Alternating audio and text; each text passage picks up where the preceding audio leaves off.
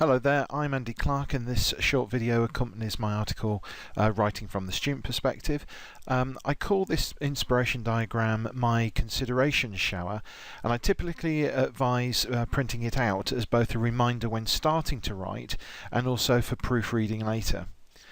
You'll notice that I've used colour, starting with dark grey clouds and ending in a sunny bottom layer.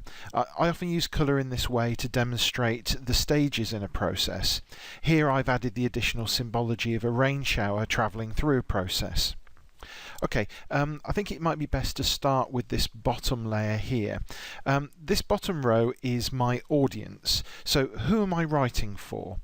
This is helpful to both keep a writer focused towards their destination, but also helps them consider what changes they may make should their audience change. Often in academic writing, we can focus too narrowly on a brief and make many assumptions regarding what is required. By thinking about the different audiences, it can help identify what your key messages are and possibly draw in alternative ideas. So I'm asking the question, if this was a business proposition, what messages would be important? So this is trying to keep our key ideas together. Or if this was a novel, what is the main storyline? I believe that shifting your perspective audience can help add depth to your understanding and in turn add depth to your writing. Okay, I'm going to flip up now to the top line. Okay, our top line represents our resources of information. Please note that one of the first ones I look at is called personal view. This helps to remind us that we will typically have a personal opinion regarding our topic, and that this can skew both our research and our final piece of written work.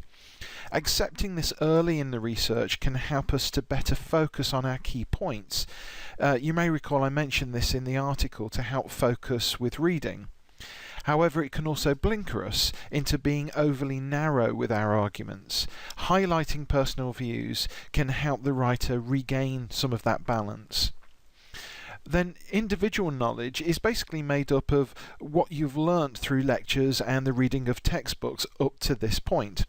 Group knowledge is a reminder that you may gain further insights by discussing this topic with peers.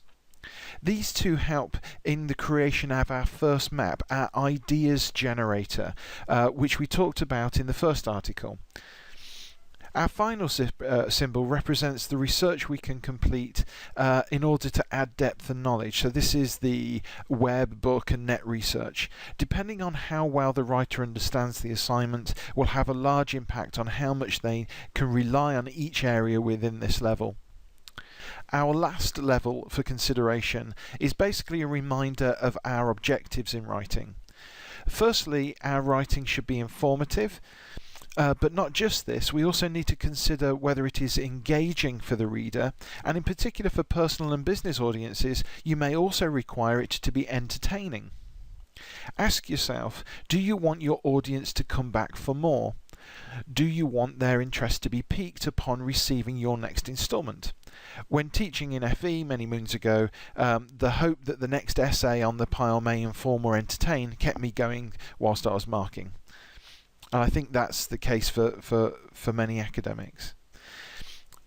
Well, I hope that this has been helpful in some small way. I'll pass on this file, but if you have a copy of Inspiration, I'm sure you can knock this up in a couple of minutes, should you wish to do so.